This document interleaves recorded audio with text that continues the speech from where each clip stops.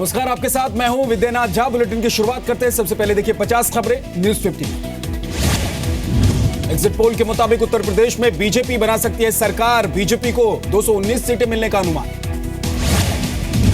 UP में Samajwadi party Congress गठबंधन दूसरे नंबर पर 122 सीटें मिलने का अनुमान। बीएसपी को 54 सीट मिल सकती है। एग्जिट पोल के मुताबिक पंजाब में कांग्रेस बना सकती है सरकार, तो उत्तराखंड में बीजेपी की हो सकती है वापसी। पंजाब में शिरोमणि अकाली दल और बीजेपी गठबंधन को सिर्फ 12 सीट मिलने का अनुमान। कांग्रेस को 54 सीट तो आम आदमी पार्टी 50 सीट हासिल कर सकती है।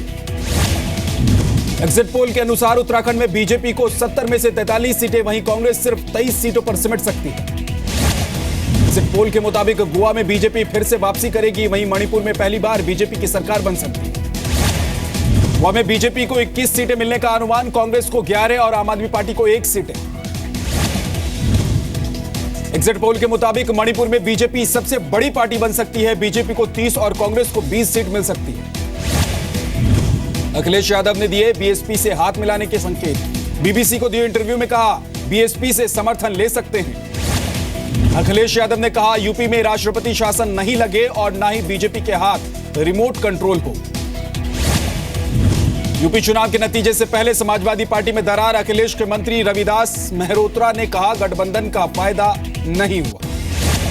बहुजन समाज पार्टी ने कानपुर के मतगणना केंद्र पर बिठाया पहरा। बीएसपी को गड़बड़ी की आशंका।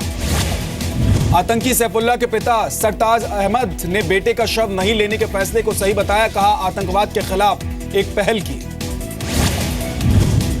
आतंकी सैफुल्लाह के पिता ने किया दावा मुस्लिम नौजवानों के साथ भेदभाव या अत्याचार नहीं होता है। लखनऊ एनकाउंटर में मारे गए आतंकी सैफुल्लाह के 2 साथी गिरफ्तार। कानपुर से पकड़ा गया गौस मोहम्मद खान और अजहर। लखनऊ में एटीएस देगी लोगों को इनाम। सैफुल्लाह एनकाउंटर के दौरान मदद करने वाले स्थानीय नागरिकों को मिलेगा सम्मान। मध्य प्रदेश में हुए ट्रेन धमाके में पकड़े गए संदिग्ध आतंकी सैयद मीर हुसैन का कन्नौज कनेक्शन। इंदिरा नगर का रहने वाला है आरोपी। लखनऊ एनकाउंटर और एमपी के शाहजहांपुर ट्रेन ब्लास्ट की जांच एनआईए को सौंपी गई। गृह मंत्रालय ने की पहल। संसद में गृह मंत्री राजनाथ सिंह का बयान। जांच एजेंसी बहुत जल्द मामले तक की जड़ तक पहुंच जाएगी। कानपुर से पकड़े गए आतंकियों के ठिकानों पर एटीएस की छापेमारी। एटीएस की टीम ने 2 दर्जन मोबाइल जब्त किया।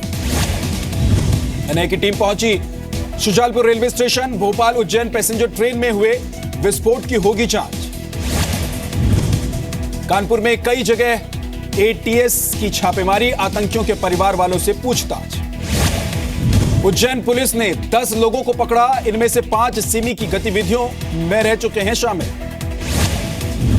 लखनऊ एनकाउंटर के बाद उत्तराखंड की सीमा पर अलर्ट। बॉर्डर से गुजर रही सभी गाड़ियों की कड़ी चेकिंग। कश्मीर के अवंतीपुरा में एक आतंकी को सरेंडर कराने की हुई कोशिश। सुरक्षा बलों ने पत्नी का लिया सहारा। लश्कर आतंकी मोहम्मद शफी एक घर में घिर चुका था। पुलिस के सामने परिवार ने सरेंडर करने की गुहार लगाई थी, लेकिन आतंकी नहीं माने। जम्मू कश्मीर के पुंछ में एक सैनिक शहीद हो गया।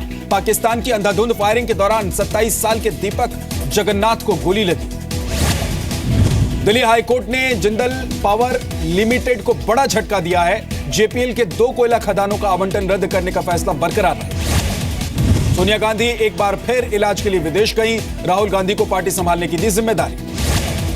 दिल्ली में एक बार फिर एटीएम से 2000 रुपए का नकली नोट निकला। आईसीआईसीआई बैंक के एटीएम से निकले नकली नोट, जांच जारी।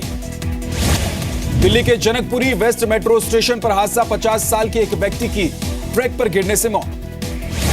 दिल्ली में खुदकुशी करने वाले पूर्व सैनिक को नहीं मिलेगा 1 करोड़ का मुआवजा। एलजी ने फाइल लौटा दी। दिल्ली में आम आदमी पार्टी के बागी विधायक देवेंद्र जहरावत का आरोप। टिकट के बदले पैसे लेने का किया दावा। मुंबई में बीजेपी और शिवसेना के बीच हुई बैठक। दोनों पार्टियों के बीच नाराजगी को लेकर हुई बात। महाराष्ट्र में निगम चुनाव में हार पर बोले राज ठाकरे, चुनाव में पैसा जीत गया और काम हार गया। बीती रात एक बार फिर मुंबई में रफ्तार का कहर। बेकाबू कार डिवाइडर से टकराई, किसी को नहीं आई कोई चोट।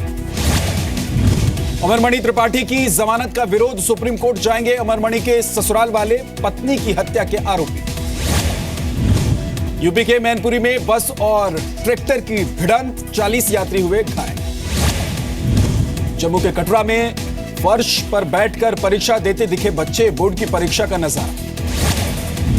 गुरुग्राम में परीक्षा के दौरान खुलेआम नकल, सेकेंडरी स्कूल की चल रही हैं परीक्षाएं। राजस्थान के धौलपुर विधानसभा में उच्च चुनाव की तैयारी, 9 अप्रैल को होगा मतदान, 13 अप्रैल को नतीजे आएंगे। मणिपुर की राजधानी इंफाल के सुपरमार्केट के पास धमाका, किसी के घायल होने की खबर नहीं। असम के गुवाहाटी में परीक्षा देने जा रही 2 छात्राओं को बदमाशों ने किया अगवा, सिलीगुड़ी के जंगल में मिली। महाराष्ट्र के रत्नागिरी में 7 साल की बच्ची को जबरन शराब पिलाई गई, हालत बिगड़ने पर अस्पताल में भर्ती कराया गया। अब शराब के ठेकों की नीलामी करेगी हिमाचल सरकार, कैबिनेट बैठक में फैसले को मंजूरी मिली। यूपी के मुजफ्फरनगर में दलित महिला से छेड़छाड़ और मारपीट, गुस्साए गांव वालों ने हाईवे को किया जाम।